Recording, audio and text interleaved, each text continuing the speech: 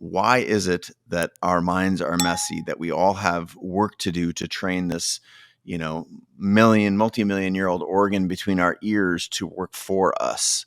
Why is it messy? Why doesn't just work like your elbow joint just works? I love that you've picked up on that, and it's a vital component of the work I do, because as humans we are messy, and it's actually okay to be a mess. And I think one of the biggest things people often take away from what I say is that it's okay to be a mess. It's very much part of being a human. Our mind has different levels, and there's the in sort of the big picture is that at our core we're actually very wise, we're very organized, we're very productive, we're very creative, we're brilliant. And that's the core of who we are, which is in our mind and reflected in our biology of our brain and our body. But as a human, we are experimental. We are like an experiment every moment of every day. We don't know what's coming up in the next moment. We can anticipate, we can guess, we can all those things because we're used to certain things, but we're not 100% sure about anything in the next moment. And even when things happen, everything's kind of new. So we're constantly in a state of experimentation, which is messy. As a scientist of 38 years now, research is extremely messy and extremely complicated. And that's how we function as humans, and that is okay.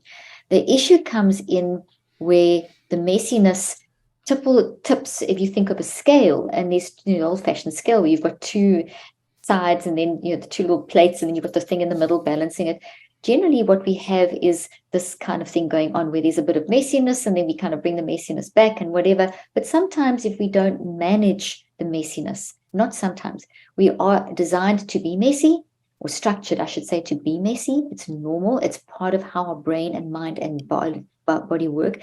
But we are designed or structured to manage the mess. So we are supposed to be, when this starts happening, we kind of recorrect and etc. So it's not a case, as you said, of if we have a mess.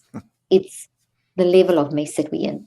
And we are all in different levels of mess at different times of our life. And like if you think of messiness on a scale of 1 to 10, 1 would be the day-to-day irritating things, like maybe your power internet goes down, or someone is driving stupidly in traffic, or some little things that bug you, to the big stuff at 10, which would be 9 and 10, which would be traumas and abuse and war and racism and sexism and all these these big things. And so all of us are living in a kind of sort of continuum of 1 to 10, and hopefully most of the time it's around a 1, 2, 3. But some people have more of the 8, 9, 10s than others. Most of us, at least once every 5 years or so, will have some sort of, according to the research, some sort of level of trauma. Some people have that 8, 9, 10 trauma more often. So it's different for every human. The fact is that we're living in this messiness. And the fact is that our mind is pretty much everything. Without your mind, you're dead. And so to understand messiness, we need to understand that mind is not brain. Brain is a physical, structural substance. I have a little model of a brain over here. Your brain is only doing what your mind tells it to do. So your mind is this complex but simple concept to understand. If we kind of put all of our sort of thoughts about what mind and brain are aside for a moment, to understand the messiness, the concept of cleaning up your mental mess, think of mind as being your aliveness, your ability to experience life, relationships, go through the day from the time you wake up, sleep at night, dreams, nightmares, work, relationships, everything you do as a human. And you're able to do this conversation, listening to this or watching this, whichever way you're doing listening and watching. Life is driven by mind. Your mind, because of your mind, you're able to experience life. If you were dead, you wouldn't be experiencing life. So your mind is, in the most basic, simple terms, your aliveness. It has a psychological component, which is your ability to think, feel, and choose in response to life.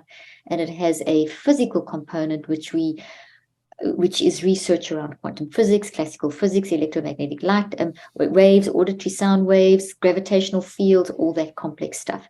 The stuff that makes your blood flow, when you do an EEG on your brain, ECG on your heart, all of that, you're not going to see. The responses you see in that kind of equipment, fMRIs, etc., are picking up mind in action in brain and body.